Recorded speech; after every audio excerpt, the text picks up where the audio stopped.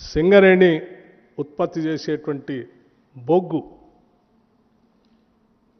అదనంగా ఉత్పత్తి పెంచుకోవాల్సినటువంటి అవసరం ఉంది. గత 10 సంవత్సరాల్లో కొత్త బొగ్గు బాయిల్ని మనం తెచ్చుకోలే. మీరు ఎందుకు ప్రయత్నం చేయలేదో నాకు తెలియదు, నేను వాటి జోలికి పోదలుచుకోలేదు. కానీ ఈరోజు కాంపిటేటివ్ వరల్డ్ పెరిగిపోయింది. భారత ప్రభుత్వం కోల్ బ్లాక్స్ అన్ని ఆక్షన్ చేస్తూ ఉన్నాయి.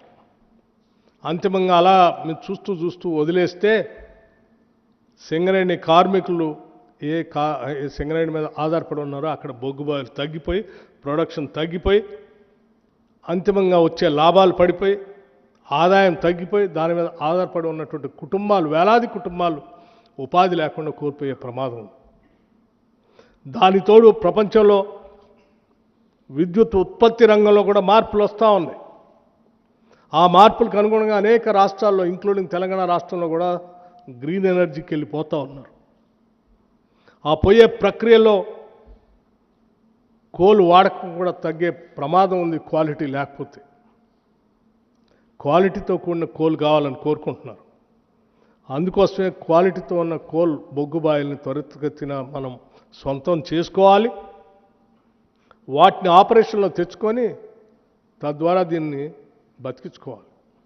అందుకోసమే ఇంత ఎక్స్పర్టైజ్ ఉన్నటువంటి కోల్ ఎక్స్పర్టైజ్ ఉన్నటువంటి సింగరేణి కాలేజ్ని కేవలం కోల్కే పరిమితం చేయకుండా మిగతా ప్రాంతాలకు కూడా, మిగతా మినరల్స్లో కూడా విస్తరింప చేయాలనేటువంటి ఆలోచనతో ఈరోజు క్రిటికల్ మినరల్స్ చాలా ఈ దేశానికి అవసరమని భారత ప్రభుత్వం డైరెక్షన్ ఇచ్చి పదే ప్రభుత్వ రంగ సంస్థలు వాటిల్లోకి వెళ్ళవని ఒత్తిడి చేస్తూ ఉంటే సింగరేణి కూడా అందులో పోవటం కోసం ప్రయత్నం చేస్తాం.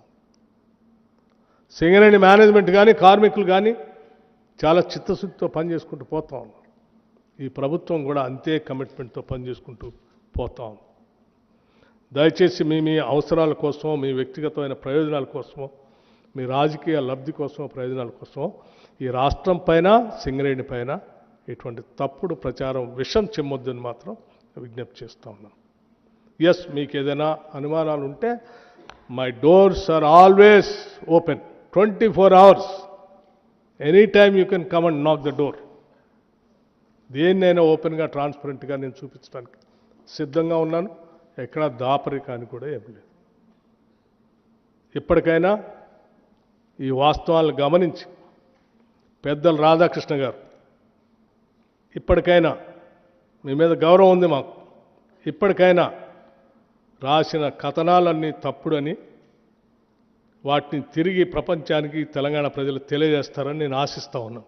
అలా జరగనప్పుడు నా పరువు ప్రతిష్టలకు భంగం కలిగేటట్టుగా 40 ఏళ్లుగా నేను పోగేసుకున్నటువంటి క్యారెక్టర్ అసాసినేషన్ చేశారు మీరు.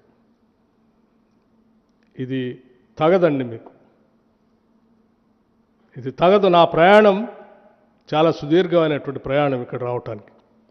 ఒక్క రోజులో వచ్చిన ప్రయాణం కాదు నాది. ఎన్నో కష్ట నష్టాలు కోర్చి, ఎన్నో వ్యయప్రయాసాలు కోర్చి, ఎన్నో ఒత్తిళ్లను తట్టుకొని నేను ఎడదాకా వచ్చాను. ఆ వచ్చింది ఒక లక్ష్యం కోసం, ఒక సంకల్పం కోసం.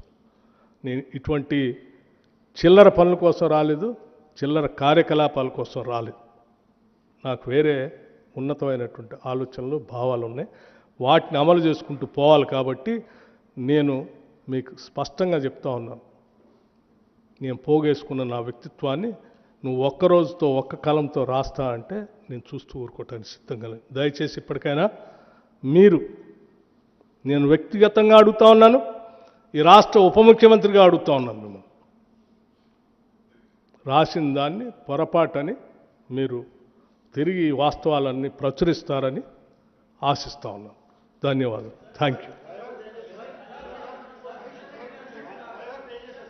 సో ఇవన్నీ మీకు ఈ సెట్స్ అన్నీ అందరికీ ఇవ్వండి.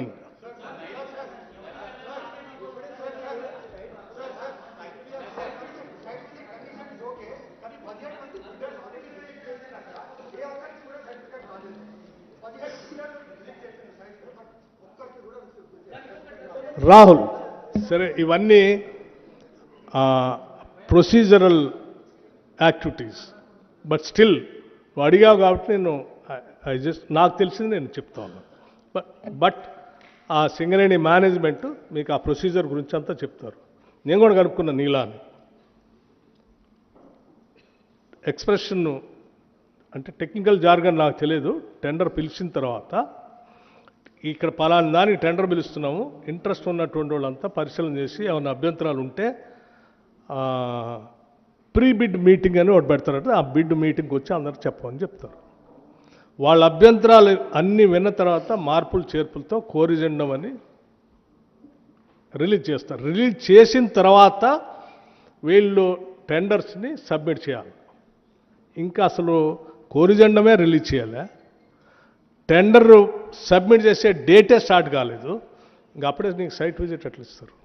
అసలు అందులో అది ఉంటుందో లేదో కూడా తెలియదు. సైట్ దగ్గర పోతే కోరిజెండం రిలీజ్ చేసిన తర్వాత ఫైనల్గా అప్పుడు ఏ కండిషన్స్ ఉన్నాయో చూసుకొని అప్పుడు ఆ సైట్ దగ్గర పోతారో లేకపోతే ఇంకో దగ్గర పోతారో ఇంకెక్కడి దగ్గర పోతారో. అసలు ఆ ప్రాసెస్ దాకా రాకముందే కదా నా వరి కూడా అదే. ఆ ప్రాసెస్ నువ్వు రైట్ క్వశ్చన్ అడిగావు.